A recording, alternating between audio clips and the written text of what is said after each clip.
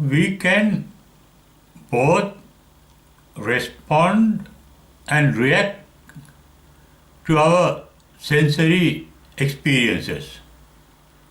The experiences of our eye, ear, nose, tongue, body, mind, etc.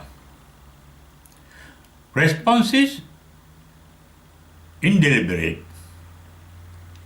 and automatic, not self-centered. It happens naturally. Reaction is deliberate and motivated because it is self-centered. We react in the way that we want. That we want means in the way that our self want. The activity called response, the sensory activity called response is selfless.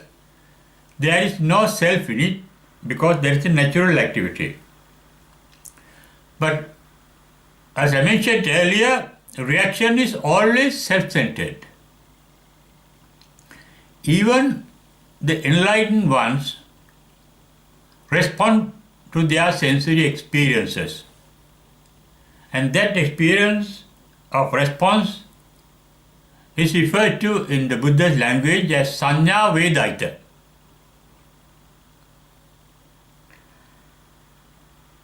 They respond to all the sensations by being aware of them. That awareness is called sati, that they practice up to the enlightenment and continue even after the enlightenment. Sati is awareness. But they do not react because there is no self-centered actor called self in them. They are selfless. Selfless means there is no concept of self in them, an idea of self in them. Because they see no self in anywhere in our mind or in our body. They are all natural activities. Our mind acts naturally, our body acts naturally. It is the self-centered that generate likes and dislikes in us.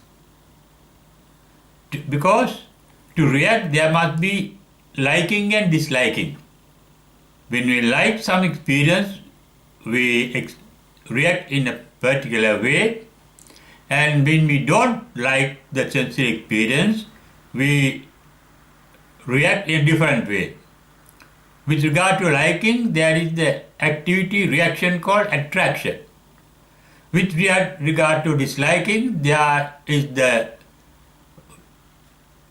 activity or reaction called repulsion. Both are electromagnetic activities of our mind and body. The enlightened have no self to make use of the electromagnetism. Therefore, they are devoid of likes and dislikes. Likes and dislikes means electromagnetic activity in their mind and body. In the last 3 pages of the Mula Pariyaya Sutta, it has been noted indirectly there is just no Vayo Dhatu in the enlightened ones. Vayo Dhatu means the electromagnetic power in them. It is the electric power, that is why there is sensation. But because there is no magnetism to like or dislike, to attract or to repulse, they do not react. The natural activities of the six sense organs, inclusive the mind, are well explained in Buddha's teachings. We have the eye. The eye is called Chakku Prasada. It is not the pasada is not the eye, but the capacity of the eye for reception of light waves. And the object of the eye are called rupa arambana. Arambana means the object, sense object of the eye. Then sensation of the eye is called chakku vijnana. Then contact made by the eye, contact of the form or object of the sensation is called chakku sampassa. Similarly, the ear is called sota, and the capacity, the receptive capacity of the ear is called sotapasada. And the object received by that receptive power is called sadda, sound waves. And the sensation of the sound waves is called sota vijnana, sensation of the ear. And the contact thereby made by the ear is called sota sampassa. The nose is called gana in Buddhism, and the sensitivity or the receptive power of the nose is called gana pasada. The object received by that sensitivity is called gandha, smell. Then the sensation of the nose that is caused thereby is called gana vijnana. And the contact that gets manifested thereby is called gana sampassa. There is another sensory organ called jivha. Jivha is the tongue. The sensitivity or the capacity for the receptive capacity of the tongue is called jivha pasada. And what is received by the ear, tongue is called rasa, taste. The tongue can be aware of taste, that is the object received by the receiving capacity of the tongue. After reception there is the sensation of the taste, and that is called, sensation of the tongue is called gana jivha vijnana. Jivha is the tongue, and jivha pasada is the receptivity or the sensitivity of the tongue, and the taste received by tongue is called rasa, and taking that sensation of rasa or taste is called rasa vijnana,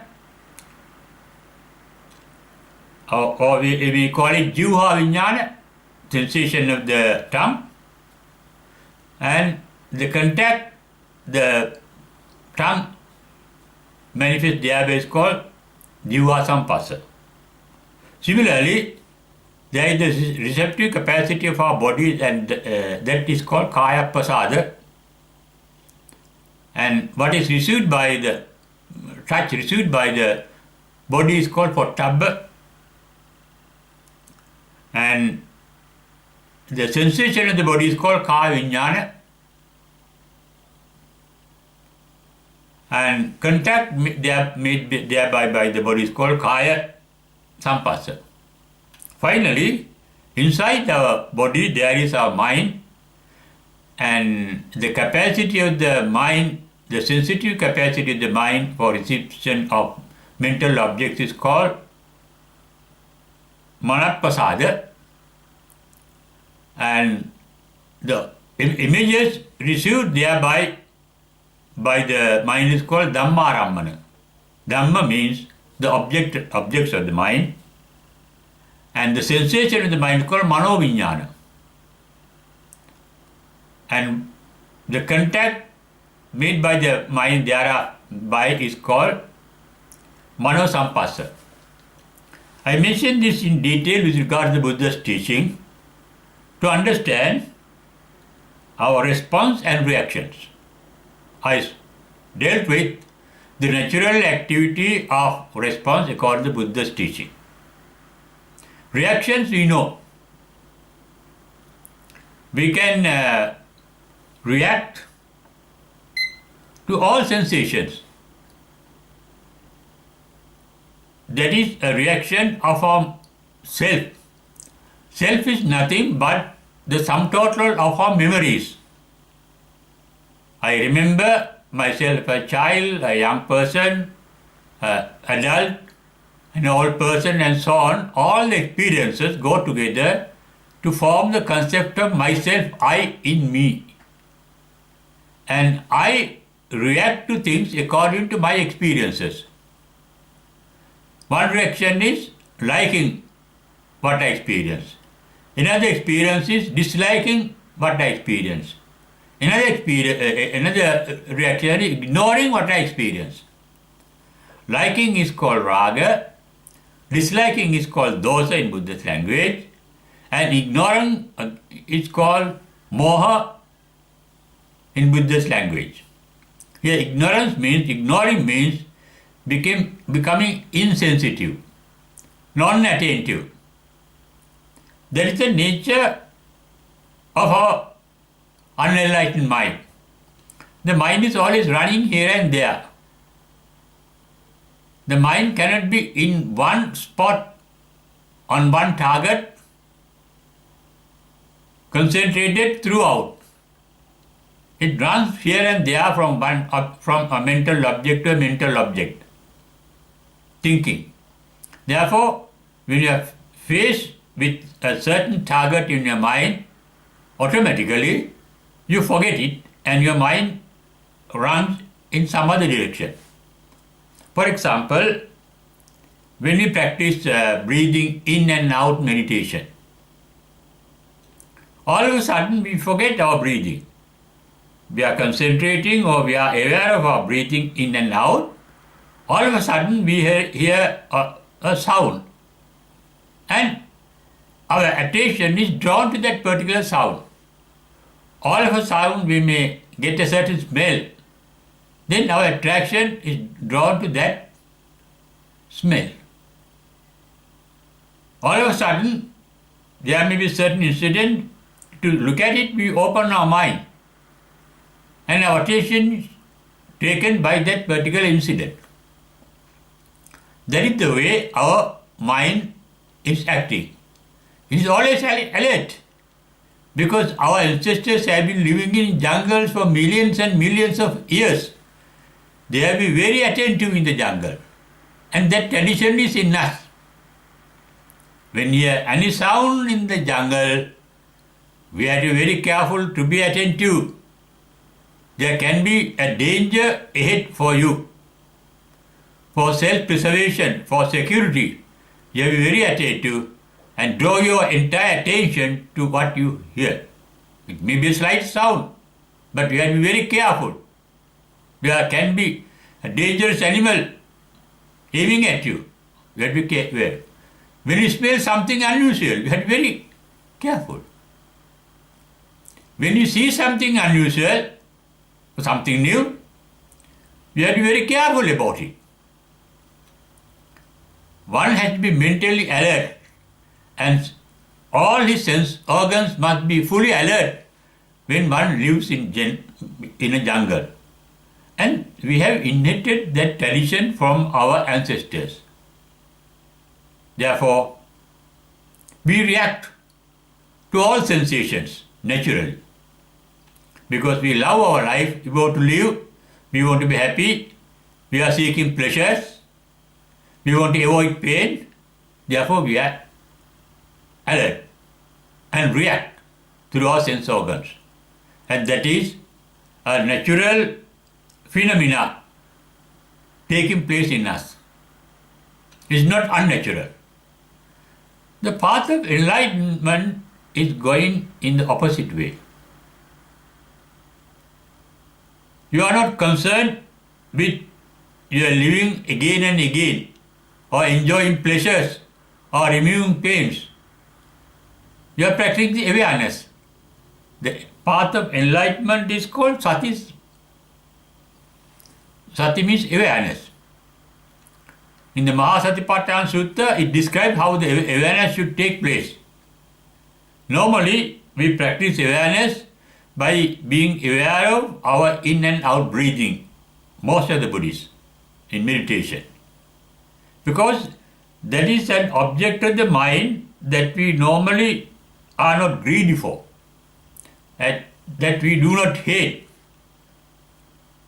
and that we do not want to forget breathing. Because breathing is our very life. We cannot live without breathing. We love our life. In being aware of breathing means we love breathing, we love our life, and there is metta in it. We are fully attentive. There is attention in it that is free from moha. We don't want to give up breathing. We do not hate breathing, that it is free from hatred.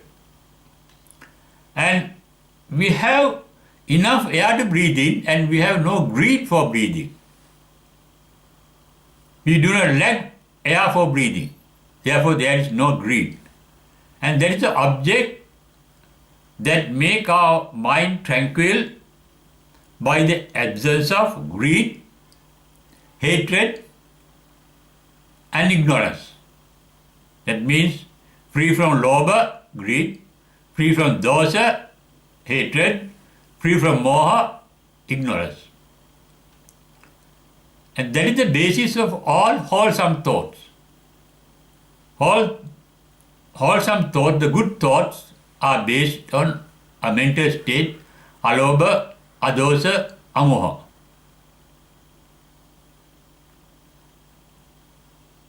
That type of mental state ultimately get developed free from not greed, free from attachment. That is vitaragi, free from resentment, vitadosi, free from ignorance or unawareness, vitamohi.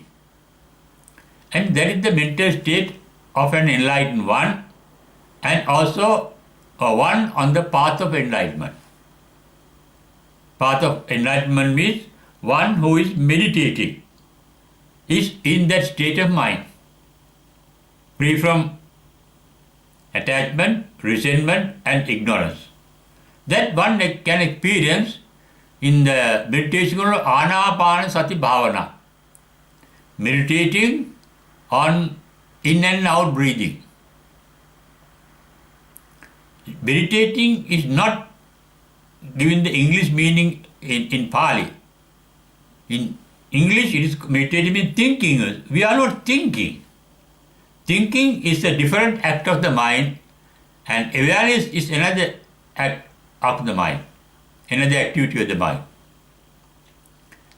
We are aware of our in and out breathing without thinking. We think of things when we like them or dislike them, or when we want to ignore them. But here, the mind is free from like, dislikes, and ignorance, as I mentioned earlier. Therefore, there is no need of thinking. But there is sensation. We get the sensation of the air touching our nose while breathing in and breathing out. And that is Anapanasati Bhavana, with which we learn to respond without reacting. No deliberate action is need for breathing, it happens automatically. When you do something deliberately, then there is self in it. But here it acts automatically without any self-motivation. Breathing in and breathing out. To take in the breath and take out the breath. We don't hate breathing. We don't resent breathing, it happens automatically. And that is a state of mind free from attachment, resentment, and ignorance. And that is the state of an enlightened mind. A mind full of response, that means full of sensitivity, but with no reaction. with no reaction means all reactions are based on thinking.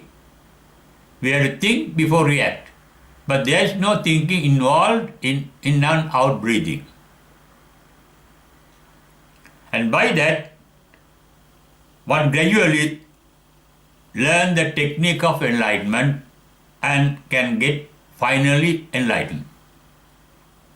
That is what happened to an ascetic called Bahya within few seconds. When he asked the Buddha to tell him in short how to get enlightened, in the Bahya Sutta it is said, Buddha uttered, Tasmati Bahya, Ditte Ditte Mattam Bhavisati, Sute Mattam Bhavisati, Vinyate Vinyate Mattam Bhavisati. When you see something, just be aware of it but don't think of it. Let there be the response natural but no reaction deliberate. Vinyate Vinyate Mattam Bhavisati. Then when you hear something, be aware of what you hear without any reaction. Mute Mute Mattam Bhavisati. Sute means hearing. Mute means other three sense organs, external sense organs. Nose, tongue and skin. And whatever sensation they get, just be aware. Don't think of them. Do not like or dislike them. Do not ignore them. Just be aware of it.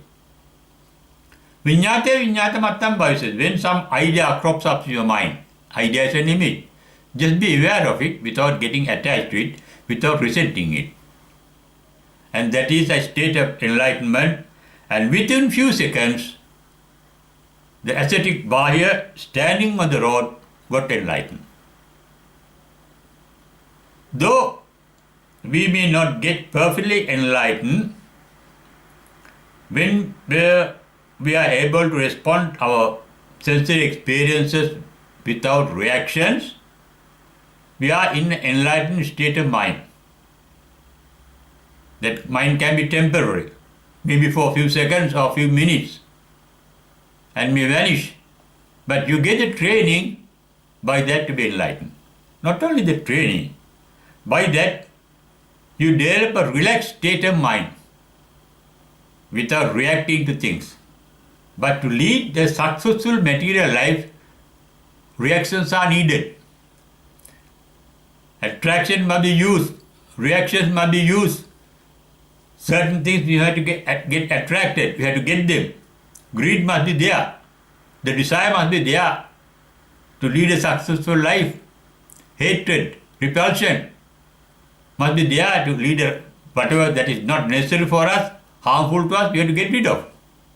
And that is the capacity of a natural life, in a successful life, to lead a successful material life. And certain things we have to ignore, don't take care of. But enlightened life is different, because once you come to a certain stage or level of maturity to the experience, you realize there is no point in being greed,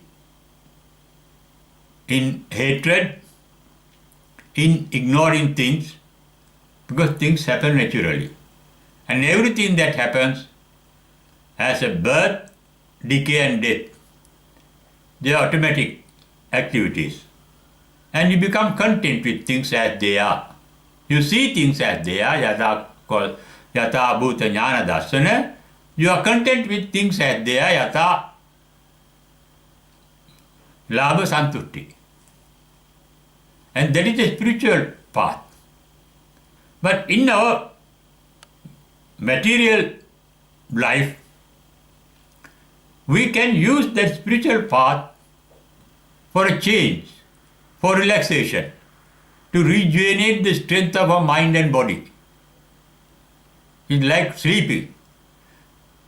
Buddhist way of meditation is sleeping without a sleep. Meditation is like sleep, but sleeping with awareness. When we sleep without awareness, unaware. But this is conscious sleeping for some time that can relax your mind to respond without reacting. And that will make you mentally blissful and more energetic for it to be materially blissful, gaining what you really want materially and getting rid of what you do not want materially. And that capacity called wisdom to lead a successful life, both materially and spiritually, is in you. It is up to you to use that capacity called wisdom. And Buddhism is nothing but wisdomism, using wisdom to make life blissful both materially and spiritually.